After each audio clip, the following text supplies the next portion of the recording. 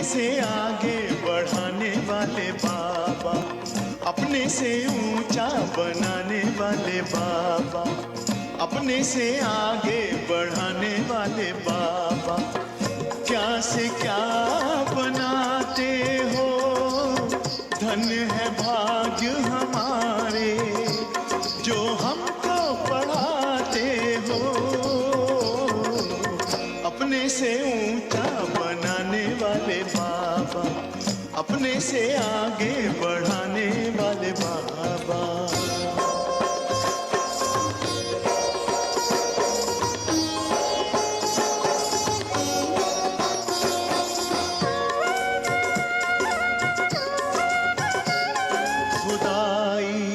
खिदमतगार हैं हम जो पाते तेरा प्यार है।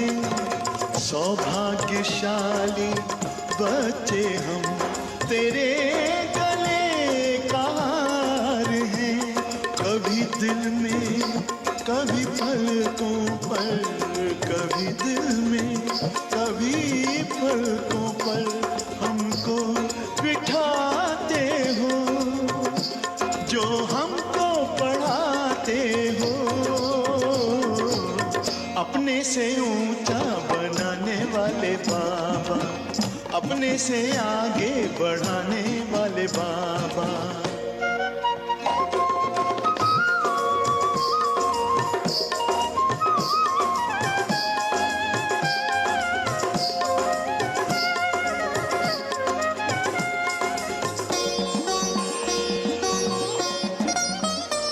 एहसान तुम्हारा बाबा कोई कैसे चुकाएंगे, महिमा तुम्हारी बाबा किन शब्दों में गाएंगे। नित्य शिक्षाओं भरी मुरली सुनाते हो, जो हमको पढ़ाते हो। अपने से ऊंचा बनाने वाले बाबा, अपने से आगे बढ़ाने वाले बाबा।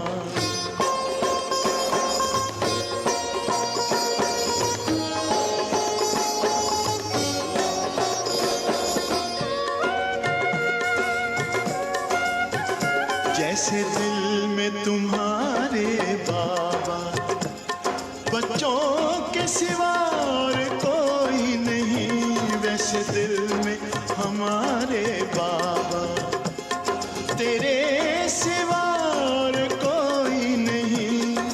ज्ञान के हीरे मोती से हमको सजाते हो, जो हमको पढ़ाते हो।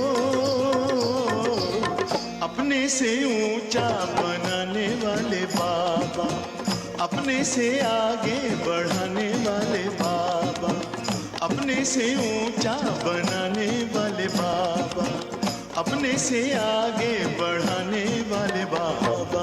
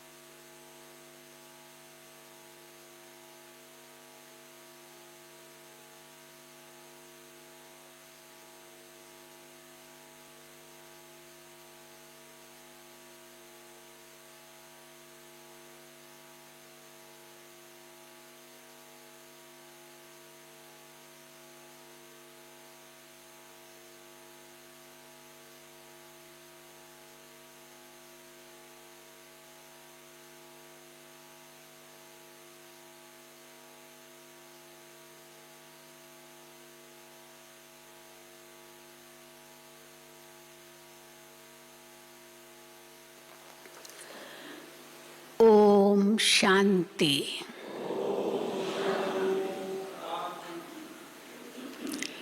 अपने से ऊंचा उठाने वाले बाबा, अपने से आगे बढ़ाने वाला बाबा। हम ये बच्चे अनुभव करते हैं ना, कैसे बाबा हमको कितना ऊंचा उठाता है, कितना आगे बढ़ाता है। लेकिन ये कौन अनुभव कर सकेंगे? बाबा कहते हैं जो सच्चे दिल वाले होंगे, जिनका दिल सच्चा होगा, वो बाबा का दिल जीत सकेंगे। और जो बाबा का दिल जीत सके तो वो ज़रूर आगे इतना बढ़ेंगे। बाबा कहते मेरे से भी आगे, कई बार बाबा कहते। तो ये तो बाबा का प्यार है। छोटे बच्चे को भी पिता अपने कंधे पर बिठाता है और कहता है कि तुम तो मेरे से भी लंबे हो गए। ये प्यार की निशानी है। खुद झुक करके बच्चे को उठाता है, ये भी प्यार की निशानी है। तो बाबा का हम बच्चों से कितना प्यार है। तो बाबा है दिल वाला, सबका दिल लेने वाला। लेकिन कौन बाबा के दिल पर बैठेंगे? जो सच्चे होंगे। ये बहुत बड़ी बात है। तो सच्चा दिल किसको कहा जाता है? सच्चाई किसको कहा जाता है? सत्य तो आत्मा का गुण है ही। आत्मा का मूल गुण सत्यता है। और जब वो प्रैक्टिकल में वो सत्यता आती है तो उसको कहेंगे ईमानदारी, वफादारी, फरमान बरदारी। वही सच्चे दिल वाला होगा। और सच्चा दिल वाला बाबा के दिल पर बैठ सकता है। तो यहाँ सच्चा दिल, बाबा के दिल पर बैठने वाला, वही फिर भविष्य में विश्व तख्त पर बैठ सकेगा। तो आज की मुरली इसी प्रकार है। पर उसके लिए सबसे मुख्य बात क्या चाहिए? बाबा कहते हैं पवित्रता। क्योंकि पवित्रता सच्चाई से अलग नहीं है। सच्चाई है माना अंदर की पवित्रता है। और पवित्रता ही आधार है सत धर्म की स्थापना के लिए। तो सत धर्म की स्थापना हम कर रहे हैं। तो अपने दिल से पूछो कितनी सत्यता है हमारे अंदर। सत्यता होगी तो बाबा कहते हैं पवित्रता भी आएगी। और पवित्रता आएगी तो ज्ञान भी बुद्धि में बैठेगा अच्छी तरह से, योग भी अच्छा लगेगा, धारणा भी बहुत अच्छी होगी और सेवा में सफलता भी होगी। तो आज की बाबा की मुरली इसी पर है। सुनेंगे बाबा के महावाक्य। आज 7/12/2021 है। मीठे बच्चे, दिल वाला बाप आया है तुम बच्चों की दिल लेने। इसलिए कौन किसकी दिल लेंगे बाबा? इसलिए साफ दिल बनो। जो साफ दिल नहीं है उनकी दिल कैसे बाबा लेंगे? तो दिल वाला बाप आया है तुम बच्चों की दिल लेने। इसलिए साफ दिल बनो। प्रश्न है, सतयुगी पद का मदार मुख्य किस बात पर है? सतयुग में ऊंच पद पाना है तो उसका मदार किस बात पर है? उत्तर है पवित्रता पर। मुख्य है ही पवित्रता। सेंटर पर जो आते हैं उनको समझाना है, अगर पवित्र नहीं बनेंगे तो नॉलेज बुद्धि में ठहर नहीं सकती। कई होते हैं ना, कोर्स तो करा लेते हैं लेकिन उनको पवित्रता की बात नहीं सुनाते हैं, बहुत दिनों तक नहीं सुनाते हैं, और फिर बाबा की मुरली में आ जाती है बात। तो कई भाई बहनें कहते हैं आपने हमको ये पहले तो बताया ही नहीं। कई टीचर्स को डर लगता है, बताएंगे तो कहीं भाग न जाए, हाँ पवित्रता की बात करेंगे तो सुनाती नहीं है। लेकिन बाबा की मुरली में तो आता ही है। तो जो सचमुच देवी देवता धर्म की आत्माएं होगी वो तो ज़रूर कहेगी पहले क्यों नहीं बताया। कई ऐसे कहते हैं बहन जी आपने पहले तो बताया नहीं। तो इसलिए बाबा कहते हैं अगर पवित्र नहीं बनेंगे तो नॉलेज बुद्धि में ठहर नहीं सकती। योग सीखते सीखते, चलो पहले तो पवित्रता चाहिए तो ज्ञान बुद्धि में बैठेगा, फिर योग सीखते सीखते सीखते अगर पतित बन गए तो सब कुछ मिट्टी में मिल जाएगा, की कमाई चट हो जाएगी। अगर कोई पवित्र नहीं रह सकते तो बाबा ने बहुत कड़ी बात कही है, तो भले क्लास में ना आए, भले नहीं आए, नहीं रह सकता है पवित्र, तो भले क्लास में ना आए, परवाह नहीं करनी है। जो जितना पढ़ेंगे पवित्र बनेंगे, बाबा कहते उतना धनवान बनेंगे। कौन सा धन? ज्ञान धन बुद्धि में बैठता जाएगा, धारणा गुणों की होती जाएगी, तो खजानों से भरपूर होते जाएंगे। तो सबका आधार है पवित्रता। जो जितना पढ़ेंगे पवित्र बनेंगे उतना धनवान बनेंगे। गीत है, आखिर वो दिन आया आज जिस दिन का रास्ता तकते थे ना, रास्ता कब भगवान आएगा, कब हमसे मिलेगा, कब हमें उनसे प्राप्ति होगी। तो आखिर वो दिन आया आज। ओम शांति। रूहानी बच्चे जानते हैं कि अभी वो दिन फिर आया है। कौन सा?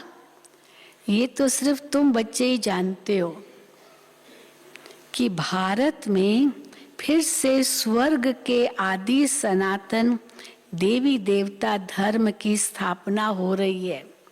वो दिन फिर से आया है, भगवान आया है आदि सनातन देवी देवता धर्म की स्थापना करने, अर्थात लक्ष्मी नारायण का राज्य स्थापन हो रहा है। तो आखिर वो दिन आया। कौन सा दिन? लिस्ट बन सकती है, कौन सा दिन? हाँ, लक्ष्मी नारायण का राज्य स्थापन होने का दिन। तो बच्चों को कितनी खुशी होनी चाहिए।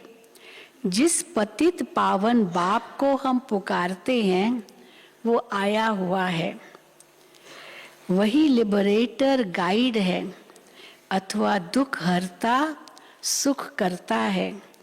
एक बार लिबरेट किया फिर फंसे कैसे? पिछले संगम पर तो बाबा ने हमको लिबरेट किया, मुक्त किया, घर ले गए, फिर हम फंसे कैसे? तो बाबा कहते ये किसको भी पता नहीं फंसे कैसे। ऐसे पत्थर बुद्धि मनुष्यों को समझाने में कितनी मेहनत लगती है। ड्यूटी भी देखो कैसी रखी है बाबा ने। बाबा की ड्यूटी, भगवान को क्या ड्यूटी दी है? हाँ, कई बार कहते हैं भगवान को क्या ड्यूटी दी है? पतितों को पावन बनाने की। वैसे भी अंग्रेजी में कहते to err is human, to forgive divine. भूले करना ये मनुष्य का धर्म है और क्षमा करना ये भगवान का धर्म है। तो मनुष्य भूले करता जाए और भगवान क्षमा करता जाए। हम गंदगी करते जाएं, भिखारी बनते जाएं और बाबा को कहे बाबा अभी आप पवित्र बनाओ। हम कहते हैं ना, मैं मूर्ख खल कामी पापी, कृपा करो। तो भगवान वो कृपा करे और हम कामी क्रोधी विकारी बनते जाएं, भूले करते जाएं। तो देखो भगवान को काम क्या दिया है। तो बाबा कहते हैं ऐसे पत्थर बुद्धि मनुष्यों को समझाने में कितनी मेहनत लगती है। ड्यूटी भी देखो कैसी रखी है भगवान पर। मूत पलीती कपड़ों को आकर के साफ करो। मेले हो गए ना हम, तो मूत पलीती कपड़ों को आकर के साफ करो, ये काम दिया है भगवान को। आत्मा और शरीर दोनों पवित्र हैं। पवित्र तो देवताओं के ही हैं। रावण राज्य में शरीर तो किसका भी पवित्र हो न सके। शरीर तो पतित है ही। इन सब बातों को कोई जानते नहीं। करके आत्मा कुछ पवित्र है। नई नई आत्माएं अभी भी परम धाम से आती है तो कुछ पवित्र तो है। तो बाबा कहते हैं करके आत्मा कुछ पवित्र है तो प्रभाव निकलता है। उन आत्माओं का थोड़े समय के लिए प्रभाव निकलता है, फिर वो सतो से रजो तमो में जल्दी आ जाते हैं। परंतु फिर भी पतित तो बनना ही है। बेहद का बाप पतित पावन आकर कहते हैं ये 5 विकार शैतान है, इनको छोड़ो। अगर मेरी नहीं मानेंगे तो फिर कड़ा शब्द बाबा ने यूज किया है। अगर मेरी नहीं मानेंगे तो तुमको धर्मराज तंग करेंगे। किस रूप में तंग करेगा धर्मराज? सजा देकर। किसी को तंग करते ना, कई रूप है तंग करने के। तो इसलिए बाबा कहते हैं अगर मेरी नहीं मानेंगे तो तुमको धर्मराज तंग करेंगे। तुम ऑलमाइटी अथॉरिटी का कहना नहीं मानते हो तो धर्मराज बहुत कड़ी सजा देंगे। बाप आया है पावन बनाने। तुम जानते हो हम ही पावन देवी देवता थे, अब हम पतित बने हैं तो अब फट से वो छोड़ देना चाहिए। बाबा आए हैं पावन बनाने, फिर भी अगर पतित बनते रहे तो कैसे बनेंगे पावन? इसलिए पतित बना छोड़ देना चाहिए। दे अभिमान भी शैतान की मत है।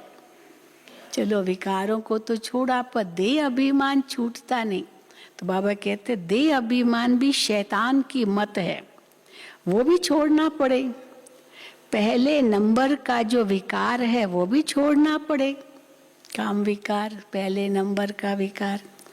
वो दिन भी आएगा जो बाप के साथ इस सभा में कोई पतित बैठ नहीं सकता, किसको भी अलाउ नहीं करेंगे। मूत पलीती को निकालो बाहर। कई बार ऐसे होता था, संदेशी ध्यान में जाती थी और देखती थी कि कोई ऐसा विकारी बैठा है, तो वो बाबा कहते थे पहले उसको कहो निकल जाए, यहाँ से चला जाए। और वो वापस आ जाती थी और कहती थी कि सभा में कोई विकारी बैठा है। बाबा ने कहा पहले वो यहाँ से जाए और फिर बाबा भोग स्वीकार करेंगे। ऐसे भी बाबा ने कई बार कहा। तो बाबा कहते हैं मूत पलीती को निकालो बाहर, इंद्र सभा में आने नहीं देंगे। फिर भल कोई कितना भी करोड़पति हो वा क्या हो, अंत की तो स्थिति ऐसे ही होगी ना। सभा में आ न सके, बाहर में भल उनको समझाया जाता है। उनको कोर्स कराएंगे अलग से बिठा करके, बाबा की सभा में नहीं बुलाएंगे। परंतु बाप की सभा में अलाउ नहीं किया जाता है। अभी तो अलाउ किया जाता है। क्यों अलाउ करते, क्यों अब छुट्टी देते? अच्छा भले आके बैठो, बाबा की मुरली सुनो, भले पवित्र नहीं भी है। बाबा कहते भीति के लिए। भीति माना उनको टेम्पटेशन देते हैं कि तुम पवित्र बनेंगे तो ये आपको प्राप्ति होगी, तो उनको भीति देते हैं, प्रलोभन देते हैं। तो भीति के लिए, फिर नहीं, अंत में नहीं देंगे। है ऐसे बहुत है जो छिप कर आकर बैठते हैं। ऐसे ऐसे को बहुत सजा खानी पड़ेगी। मंदिरों टिकाणों में स्नान करके जाते हैं ना, वहाँ भी बाहर की शुद्धि तो रखते ही हैं। अगर स्नान आदि नहीं किया है तो मंदिर में थोड़ी जाएंगे। मंदिर में तब जाएंगे स्नान आदि करके, बिल्कुल शुद्धिकरण चाहे बाहर की ही सही, तभी जाएंगे, ऐसे तो नहीं जाएंगे। तो मंदिरों टिकाणों में स्नान करके जाते हैं। बिगड़ स्नान कोई जाते नहीं होंगे, वो है स्थूल स्नान, ये है ज्ञान स्नान। इससे भी शुद्ध होना पड़े। ज्ञान स्नान से आत्मा शुद्ध होती है। कोई मांसाहारी भी आ नहीं सकता, कामी भी नहीं आ सकता है, तो मांसाहारी भी नहीं आ सकता। जब समय आएगा तो बाबा स्ट्रिक्ट हो जाएगा। दुनिया में देखो भक्ति का कितना जोर है। जो अधिक शास्त्र पढ़ते हैं वो शास्त्री का लक़ब लेते हैं। बहुत शास्त्र पढ़े तो उनको शास्त्री का लक़ब मिलता है। जब तुम अब संस्कृत आदि सीख कर क्या करेंगे? शास्त्री का पद चाहिए क्या, या ये लक़ब चाहिए क्या? संस्कृत पढ़ना पड़े, ये सब करना पड़े। बाबा कहते तुम सीख के क्या करेंगे? अब बाप तो कहते हैं कि सब कुछ भूल जाओ, जो कुछ पढ़ा हुआ है वो भी भूल जाओ, सिर्फ एक बाप को याद करो तो तुम पवित्र बन विष्णुपुरी के मालिक बन जाएंगे। जब इस बात को अच्छी रीति समझ जाएंगे तो क्या होगा? तो ये शास्त्र आदि सब भूल जाएंगे। अभी तक भी कई जो बहस करते हैं ना, क्यों बहस करते? क्योंकि शास्त्रों का भूसा बहुत है, तो इसलिए बहस करते। पर जब समझ जाएंगे कि ये भगवान पढ़ा रहे हैं तो फिर बहस करना छोड़ देंगे और वो शास्त्रों का भूसा भी निकल जाएगा। तो बाबा कहते हैं तो ये शास्त्र आदि सब भूल जाएंगे जब इस बात को अच्छी रीति समझेंगे। ये जो पढ़ाई पढ़कर बैरिस्टर आदि बनते हैं, उन सबसे ऊंच पढ़ाई तो ये है। जो परमात्मा नॉलेजफुल आकर के पढ़ाते हैं, उनको कहते भी हैं पतित पावन आओ, परंतु ये नहीं जानते कि हम पतित हैं। पतित पावन सीताराम, पतित पावन सीताराम कहेंगे, लेकिन हम पतित हैं ये बाबा कहते नहीं जानते। बाबा तो ये समझाते रहते हैं। सतयुग को कहते हैं राम राज्य, कलयुग को कहते हैं रावण राज्य। इस समय सब पतित हैं।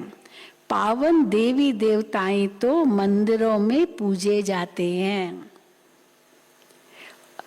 मंदिरों में पूजे जाते हैं पावन देवी देवताएं, और उनके आगे पतित जाकर माथा टेकते हैं। इससे सिद्ध हुआ कि वो पवित्रता में सबसे ऊंचे हैं। देवताएं सबसे ऊंचे हैं, सन्यासियों से भी ऊंचे हैं। सन्यासियों का मंदिर थोड़ी बनता है, देवताओं का तो मंदिर बनता है। सन्यासियों का मंदिर थोड़ी बनता है। अब जब तमो प्रधान भक्ति में चले गए हैं तब फिर उनका चित्र रखते हैं, फिर उनकी मूर्ति बनाकर उनकी पूजा करते हैं, सन्यासियों की भी। इसको कहा जाता है तमो प्रधान भक्ति। मनुष्यों की पूजा, 5 तत्वों की पूजा, ये सब है तमो प्रधान भक्ति। जब सतो प्रधान भक्ति थी तो एक की पूजा होती थी, केवल शिव की पूजा। उसको कहा जाता है अव्यभिचारी भक्ति। देवताओं को भी ऐसा उसने ही बनाया है, शिव बाबा ने ही बनाया है। तो पूजा भी होनी चाहिए केवल एक की, परंतु ये भी ड्रामा बना हुआ है। अनेकों की पूजा बाबा के तो ये भी ड्रामा बना हुआ है। सतो प्रधान सतो रजो तमो में तो आना ही है, ये ड्रामा बना हुआ है। यहाँ भी ऐसे है, कोई सतो प्रधान बन जाते हैं, कोई सतो, कोई रजो, कोई तमो।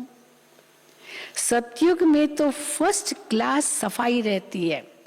हाँ, अभी सतयुग की बातें सुनो। सतयुग में फर्स्ट क्लास सफाई रहती है। वहाँ मच्छर, हाँ कीड़े मकोड़े, जीव जंतु, ये वायरस, ये बाबा कहते हैं कुछ भी नहीं होगा। तो सतयुग में फर्स्ट क्लास सफाई रहती है, वहाँ शरीर का तो कोई मूल्य रहता नहीं। ये और बात, शरीर किसका छूटा तो उसका वो देह का मूल्य नहीं रहता वहाँ। बिजली पर रखा और खलास, ऐसे नहीं हड्डियां कोई नदी आदि में डालेंगे, ऐसे भी नहीं शरीर को कहाँ उठाकर ले जाएंगे, ऐसे भी नहीं।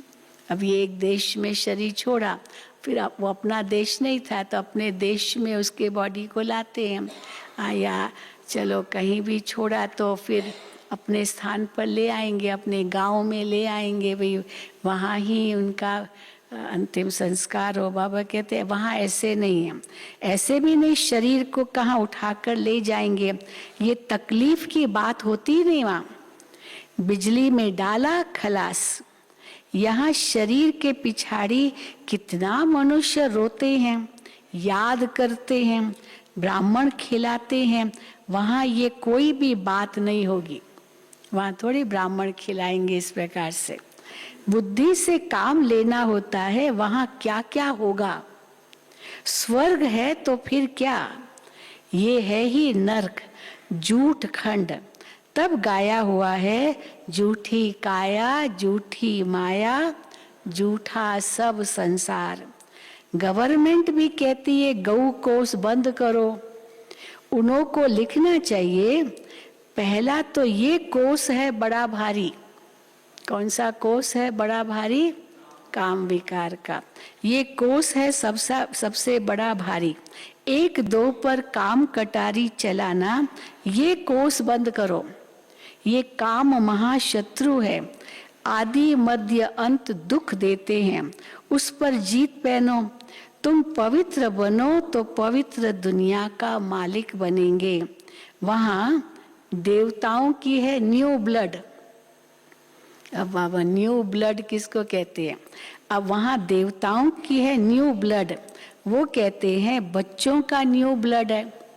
कोई युवा होगा बहुत उसमें ताकत होगी, कहेंगे ये न्यू ब्लड है। आजकल न्यू ब्लड है युवकों का। तो परंतु यहाँ न्यू ब्लड कहाँ से आया? ये नया खून कहाँ से आया? यहाँ तो सब पुराना ब्लड है, सब तमो प्रधान शरीर है, तो खून भी कैसा होगा?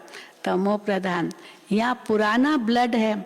सतयुग में जब नया शरीर मिलेगा तब नया ब्लड भी होगा, तो खून भी नया होगा। इतनी शक्ति होगी आत्मा में और शरीर में। ये शरीर भी पुराना तो ब्लड भी पुराना, खून भी पुराना। अब इनको छोड़ना है और पावन बनना है। हाँ, कई बच्चों का ऐसे सुनते, बच्चा पैदा हुआ और ब्लड कैंसर। अब बताओ, पैदा हुआ और ब्लड कैंसर, तो कैसे क्या कहे उसको कहेंगे?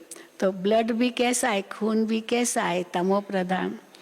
अब इनको छोड़ना है और पावन बनना है, सो तो बाप के सिवाय कोई बना न सके। सबका धर्म अलग अलग है और हर एक को अपने धर्म का शास्त्र पढ़ना है। संस्कृत में मुख्य है गीता। तो भारत में गीता का मान है, परंतु वो तो संस्कृत है, संस्कृत में है। तो बाबा कहते हैं संस्कृत में मुख्य है गीता। बाबा कहते हैं मैं संस्कृत थोड़ी सिखाता हूँ, जो भाषा ये ब्रह्मा जानता है मैं उसमें ही समझाऊंगा। मैं अगर संस्कृत में सुनाऊं तो ये बच्चे कैसे समझेंगे? हमारी बूढ़ी बूढ़ी माताएं भी है, कई अनपढ़, कभी स्कूल में भी नहीं गई, अब बाबा आके संस्कृत में बोले कैसे समझेंगे? तो बाबा कहते हैं मैं अगर संस्कृत में सुनाऊं तो ये बच्चे कैसे समझे? ये कोई देवताओं की भाषा नहीं है, संस्कृत देवताओं की भाषा नहीं है, और इस प्रकार की जो अभी हिंदी है वो भी नहीं है। वहाँ की तो भाषा देवनागरी है, और देवनागरी भाषा किसको कहेंगे? एक शब्द का एक ही अर्थ। या तो संस्कृत में तो एक भाषा के कितने अर्थ? हिंदी में भी थोड़ा कम है, लेकिन फिर भी एक शब्द के कितने अर्थ, पर देवनागरी भाषा में एक शब्द का एक ही अर्थ। तो जब बहनें ट्रांस में जाती थी ना, ध्यान में, आदि में, बट्ठी में, तो उस समय देवता की आत्मा आती थी, तो वो देवताओं की भाषा बोलती थी। तो 2 शब्द मुझे याद है, टूथब्रश, तो टूथब्रश को क्या कहते थे? दंत चिलकारी, जो दांतों को चमकाए, दंत चिलकारी। और ये कंघी, तो कंघी को कहते थे केश चिलकारी। तो ये शब्द होते थे, ऐसे ऐसे शब्द होते थे। तो कई बार जब वो कहती थी ना, तो बहनें समझती नहीं थी ये क्या बोल रही है, क्योंकि वो तो देवताओं की भाषा बोलती है। तो इसलिए बाबा कहते हैं कभी कभी बच्चियां आकर वहाँ की भाषा बतलाती है। ये भाषाएं सीखने से शरीर निर्वाह अर्थ कई लाख, कोई करोड़ भी कमाते हैं। दूसरी फॉरेन लैंग्वेजेस सीखते हैं तो फिर इंटरप्रेटर बन जाते हैं उन भाषाओं के, तो बहुत कमाते हैं। यहाँ तुम कितनी कमाई कर रहे हो? चलो भाषा सीख ली, क्या हुआ उसमें, लाखों की कमाई भी की। और यहाँ बाबा कहते हैं तुम कितनी कमाई कर रहे हो?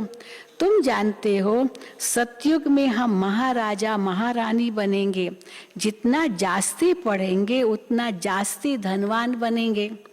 गरीब और साहूकार में फर्क तो रहता है ना, सारा मदार है पवित्रता पर। सेंटर पर जो आते हैं उनको समझाना है, अगर पवित्र नहीं बनेंगे तो नॉलेज बुद्धि में ठहरेगी नहीं। 5-7 रोज आकर फिर पतित बने तो नॉलेज खत्म।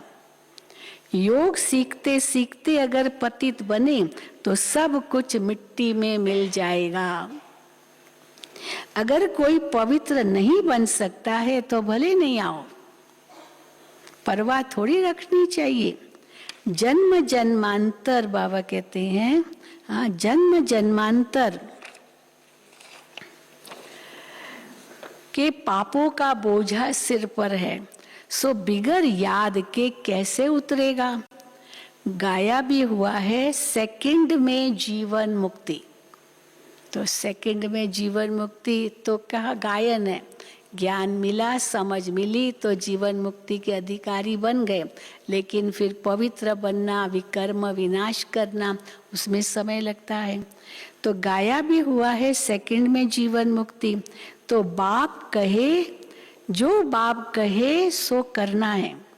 सारी दुनिया बतलाती तो है, हाँ कहती भी है, क्या कहती है, बुलाती है, हे पतित पावन आओ। हम पतित हैं परंतु पावन कोई बनते नहीं है। भले कहेंगे हे पतित पावन आओ, लेकिन हम पावन बने, बाबा कहते कोई बनता नहीं है। तो वापस भी कोई जा नहीं सकते जब तक पावन न बने। वे लोग ब्रह्मा को परमात्मा समझ वे लोग ब्रह्म को परमात्मा समझ याद करते हैं। ये ज्ञान ही किसको नहीं है कि परमात्मा क्या है। ब्रह्म कोई परमात्मा नहीं है, न ब्रह्म में कोई लीन हो सकता है। फिर भी पुनर्जन्म में तो सबको आना ही है, क्योंकि आत्मा तो अविनाशी है।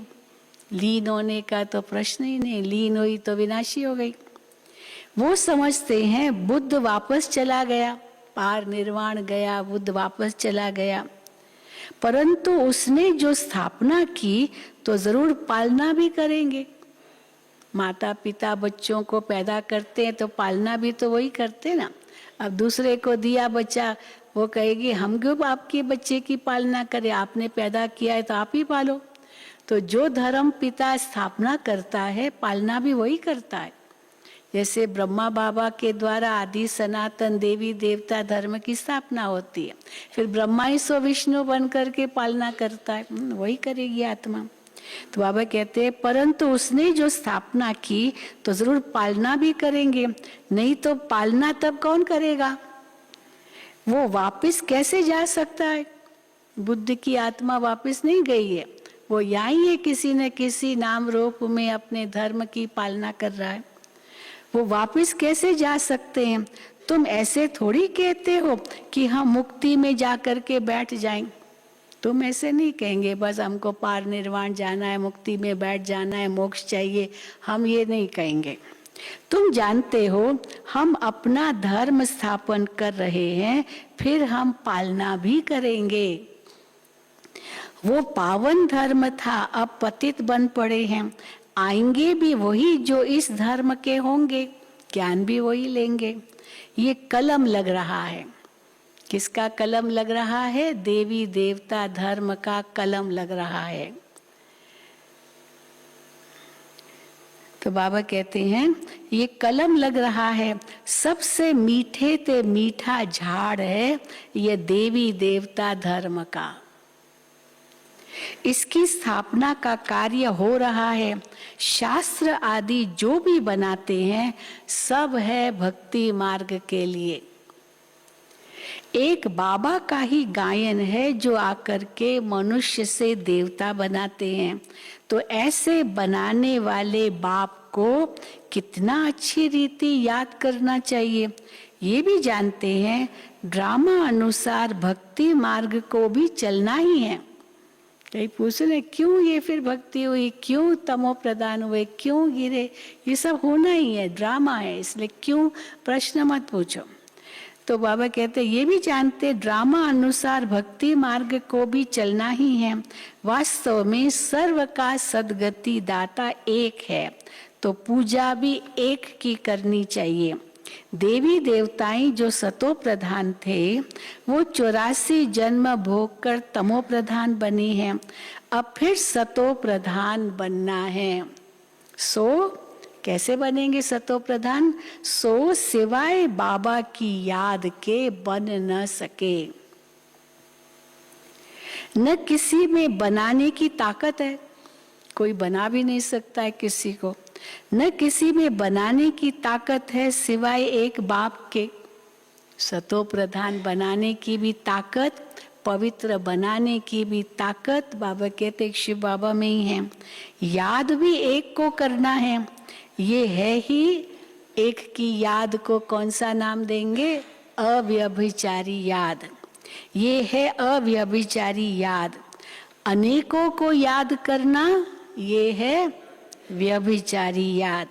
सबकी आत्मा जानती है कि शिव हमारा बाबा है, इसलिए सब तरफ जहां भी देखो शिव को पूजते हैं, सब तरफ शिव को पूजते हैं। देवी देवताओं के आगे भी शिव को रखते हैं। कई ऐसे मंदिर है सारे देवी देवताएं हैं वो साइड में होंगे और शिव का शिवलिंग एकदम बीच में होगा।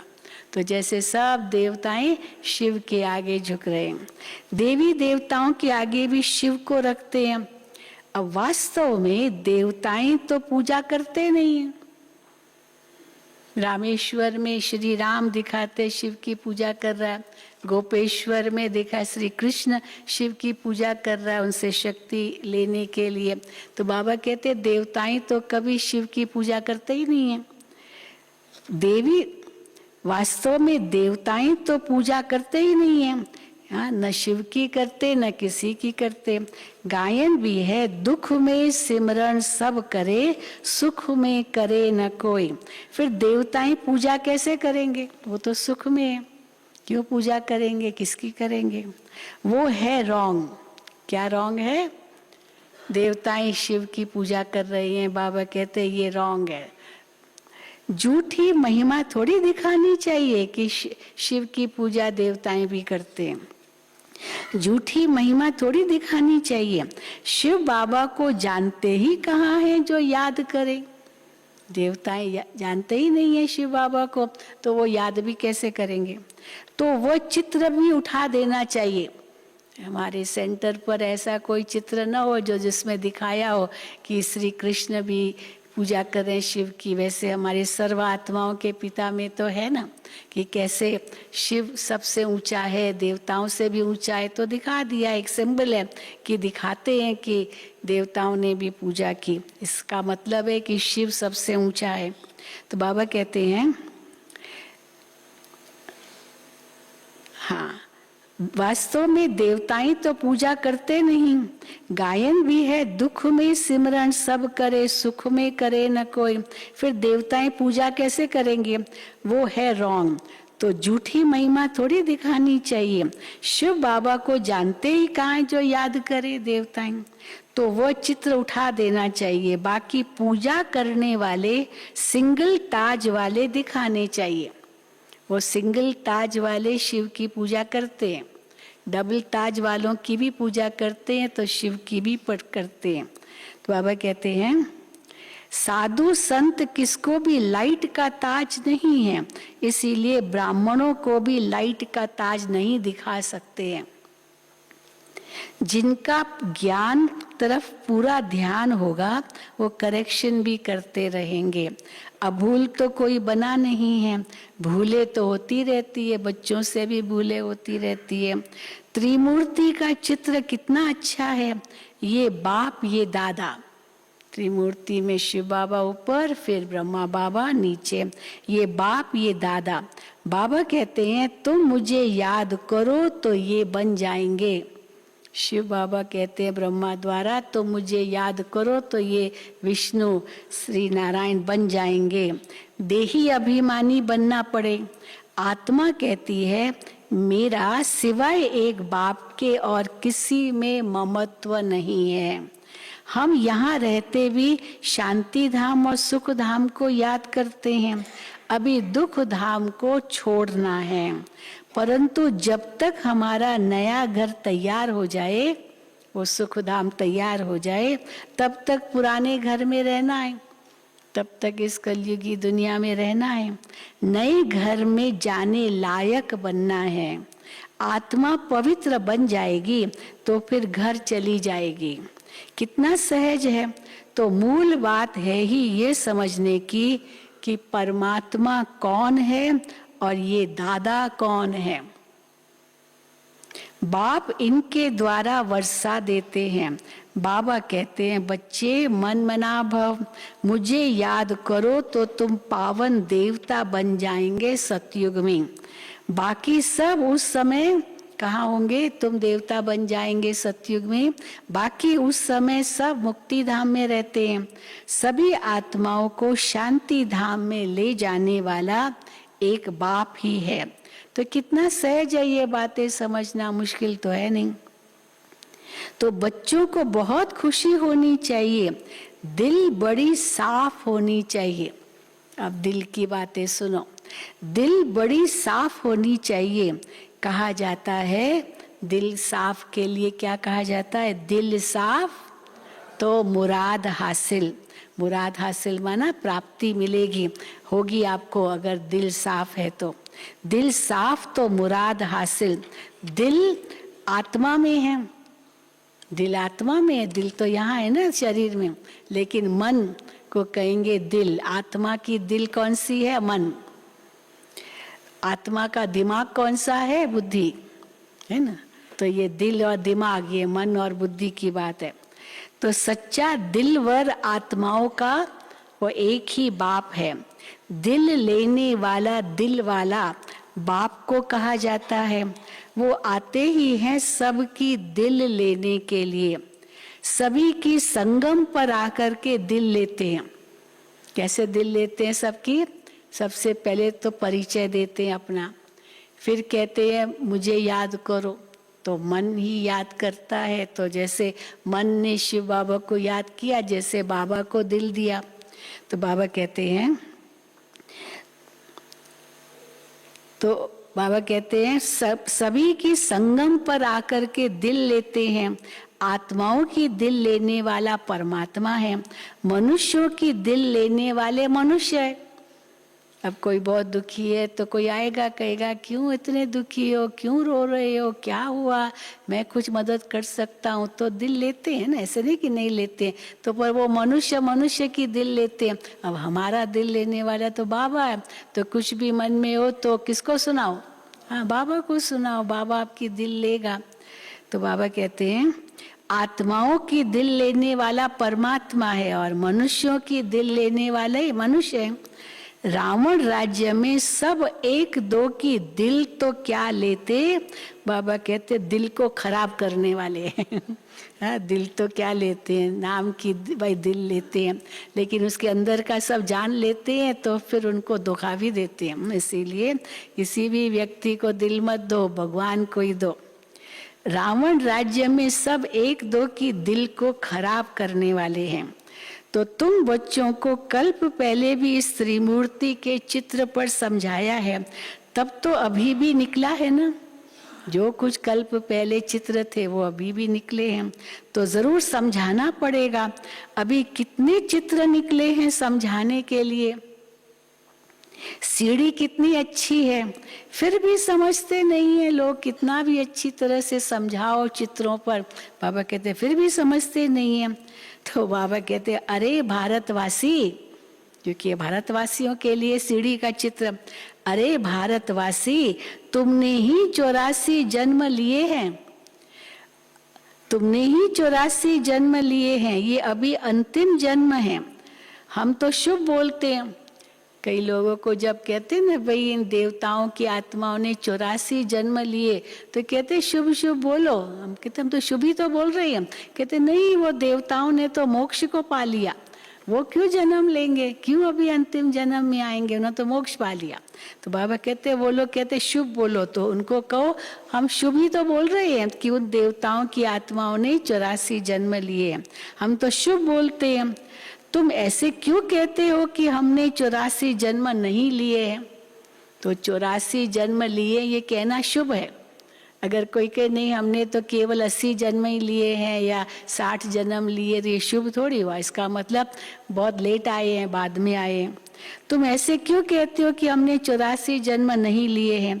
तो तुम स्वर्ग में आएंगे ही नहीं अगर तुम ऐसे कहते हो 84 जन्म नहीं लिए, फिर भी नरक में ही आएंगे। स्वर्ग में आना चाहते ही नहीं है। वो कहते हमको जन्म मरण में ही नहीं आना है, माना वो स्वर्ग में थोड़ी आएंगे। स्वर्ग में आना चाहते ही नहीं है। भारत ही स्वर्ग बनना है, ये तो हिसाब है ना समझने का। अगर शुरू में आएंगे वो स्वर्ग की दुनिया होगी, फिर तो 84 जन्म तो लेंगे ही ना, वापस तो कोई जा नहीं सकता। ये तो हिसाब है ना समझने का। तो महारथी अच्छी तरह समझा सकते हैं। सर्विस करने का उल्लास रखना चाहिए, औरों को समझाने का उल्लास रखना चाहिए। हम जाकर किसको दान दें? धन होगा ही नहीं तो दान करने का ख्याल भी नहीं आएगा। खुद की बुद्धि में ज्ञान नहीं टपक रहा है तो दूसरों को देने का भी ख्याल नहीं आएगा। पहले पूछना चाहिए कि क्या आश रख कर के आए हो। जब कोर्स कराते हैं ना तो पहले फॉर्म भराते हैं, तो फॉर्म के अंदर कई प्रश्न है, तो लास्ट का प्रश्न यही है कि किस उद्देश्य से यहाँ आए हो, क्या लक्ष्य है। तो क्या लक्ष्य है तो वो लिखते हैं हमको शांति चाहिए, हमको भगवान को पहचानना, हमको योग सीखना, या जो भी लिखते हैं तो उस अनुसार उनको समझाना होता है। तो पहले पूछना चाहिए क्या आश रख कर के आए हो। यहाँ दर्शन की तो बात ही नहीं है। आते थे माउंट आबू तो कई उनको फिर चलो उनको ज्ञान सुनाना शुरू करते थे, तो वो कहते हमको ये सब नहीं चाहिए, हमको आपकी गुरु जी का दर्शन करना है। तो बाबा कहते थे उनको कहो गुरु तो यहाँ कोई है ही नहीं, यहाँ तो बाप और बच्चे। तो बाबा कहते हैं दर्शन की तो यहाँ बात ही नहीं है। बेहद बाप से बेहद का सुख लेना है तो दो बाप है ना। बेहद के बाप को सब याद करते हैं, बेहद के बाप से बेहद का वर्षा कैसे मिलता है सो आकर के समझो। ये समझना है तो समझो कि बेहद के बाप से कैसे वर्षा मिलता है। ये भी समझने वाले ही समझेंगे। राजाई लेने वाला होगा तो फट समझ जाएगा। ये तो बाप कहते हैं घर बैठे काम काज करते सिर्फ बाबा को याद करो तो याद करने से ही पाप मिट जाएंगे। फिर मधुबन भी आते हैं बाबा से मिलने के लिए, तो बाबा कहते हैं याद तो आप घर बैठे भी करो जरूर, तो काम काज करते सिर्फ बाबा को याद करो तो याद करने से ही पाप मिट जाएंगे। अच्छा मीठे मीठे सिकिल दे बच्चों प्रति माता पिता बाप दादा का याद प्यार और गुड मॉर्निंग। रूहानी बाप की रूहानी बच्चों को नमस्ते। हम रूहानी बच्चों की रूहानी बाप दादा को याद प्यार गुड मॉर्निंग और नमस्ते। और भी आगे कुछ कहते हो? हाँ अच्छा, हाँ अच्छा। धारणा के लिए मुख्य सार पहला, कभी भी एक दो की दिल खराब नहीं करनी है। मनुष्य तो मनुष्यों की करते हैं, लेकिन कभी भी एक दो की दिल खराब नहीं करनी है। सर्विस करने का उल्लास रखना है। ज्ञान धन है तो दान जरूर करना है। दूसरा, नए घर में चलने के लिए स्वयं को लायक बनाना है। आत्मा को याद के बल से पावन बनाना है। वरदान, स्वस्थिति द्वारा सर्व परिस्थितियों को पार करने वाले निराकारी अलंकारी भव। स्वस्थिति द्वारा सर्व परिस्थितियों को पार करने वाले निराकारी अलंकारी भव। जो अलंकारी है वे कभी देह अहंकारी नहीं बन सकते। विष्णु को अलंकार दिखाते ना, ये है तो ब्राह्मणों के, तो ये जिनको ये अलंकार है वो देह अहंकारी नहीं बन सकते हैं। निराकारी और अलंकारी रहना यही है मन मना भव मध्याजी भव। निराकारी और अलंकारी रहना ये है मन मना भव मध्याजी भव। जब ऐसी स्वस्थिति में सदा स्थित रहते तो सर्व परिस्थितियों को सहज पार कर लेते। निराकारी और अलंकारी रहेंगे तो बाबा कहते सर्व परिस्थितियों को सहज ही पार कर लेते। इससे अनेक पुराने स्वभाव समाप्त हो जाते। स्व में आत्मा का भाव, स्वभाव माना स्व में आत्मा का भाव देखने से भाव स्वभाव की बातें समाप्त हो जाती है और सामना करने की सर्व शक्तियां स्वतः आ जाती है। स्लोगन, संकल्प का एक कदम आपका तो सहयोग के 1000 कदम बाप के।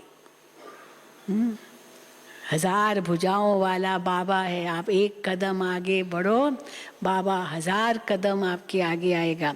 संकल्प का एक कदम आपका तो सहयोग के 1000 कदम बाप के।